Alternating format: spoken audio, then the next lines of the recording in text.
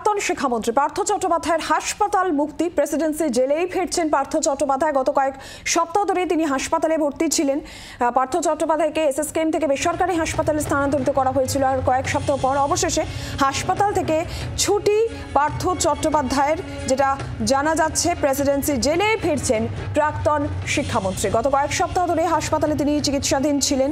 বেসরকারি হাসপাতালে এসএসকেএম থেকে তাকে বেসরকারি হাসপাতালে স্থানান্তরিত করা হয়েছিল, সেখানেই তিনি চিকিৎসাধীন ছিলেন। অবশেষে তার হাসপাতাল মুক্তি ঘুরতে চলেছে। প্রেসিডেন্সি জেলে ফিরছেন পার্থ চট্টোপাধ্যায়।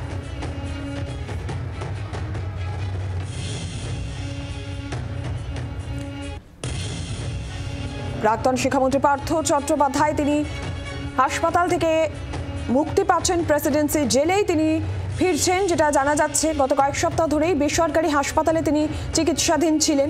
এসএসকেএম থেকে তাকে বেসরকারি হাসপাতালে স্থানান্তরিত করা হয়েছিল। তিনি সেই আবেদনও জানিয়েছিলেন যে তাকে যেন বেসরকারি হাসপাতালে চিকিৎসা করানো হয়।